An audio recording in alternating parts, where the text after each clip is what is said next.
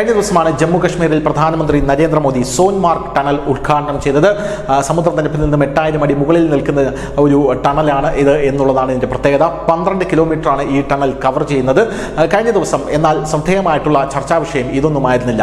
ശ്രദ്ധേയമായിട്ടുള്ള ചർച്ചാ വിഷയം എന്ന് പറയുന്നത് ഒമർ അബ്ദുള്ളയെ പ്രധാനമന്ത്രി നരേന്ദ്രമോദിയെ പുകഴ്ത്തിയതാണ്. പ്രധാനമന്ത്രി നരേന്ദ്രമോദിയെ അദ്ദേഹം വേദിയിൽ ഇരുത്തിക്കൊണ്ട് അദ്ദേഹം പറഞ്ഞത് നരേന്ദ്രമോദി എന്ന് പറയുന്നത് വികസന നായകനാണ് എന്നാണ്. आसमान में एक बादल का तिनका नहीं, ठंड जरूर है लेकिन धूप की कमी नहीं। बेशक बाहर ठंड क्यों ना हो लेकिन हमारे दिलों में गर्मी की कोई कमी नहीं।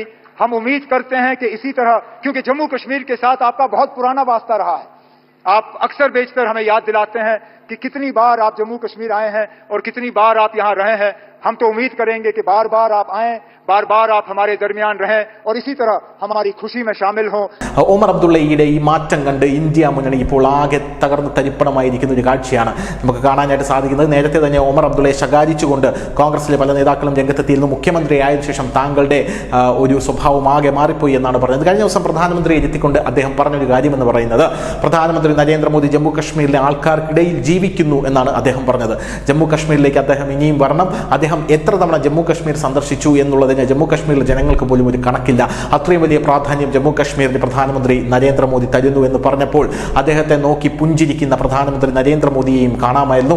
ഈ വാർത്ത വലിയ രീതിയിലുള്ള ഒരു കോളിളക്കം തന്നെയാണ് ഇന്ത്യ മുന്നണിയിൽ സൃഷ്ടിച്ചിരിക്കുന്നത്. ഒമർ അബ്ദുള്ളയുടെ ഈ മാറ്റം, ഒമർ അബ്ദുള്ളയുടെ പിതാവായിട്ടുള്ള ഫറൂഖ് അബ്ദുള്ളയുടെ മാറ്റം, ഇതൊരു വലിയ മാറ്റം തന്നെയാണ്. നേരത്തെ തന്നെ ഒമർ അബ്ദുള്ള ഇന്ത്യ മുന്നണിക്കെതിരെ തിരിയുന്ന കാഴ്ചകളൊക്കെ നമ്മൾ കണ്ടതാണ്. ഇന്ത്യ മുന്നണി EVM ടാമ്പറിംഗിൽ രാഹുൽ ഗാന്ധിയെ നിശിതമായി വിമർശിച്ചുകൊണ്ട് ഒമർ അബ്ദുള്ള രംഗത്തെത്തി. ജയിക്കാൻ കഴിഞ്ഞില്ലെങ്കിൽ EVM-നെ കുറ്റം പറയരുത് എന്നായിരുന്നു ഒമർ അബ്ദുള്ള പറഞ്ഞിരുന്നത്.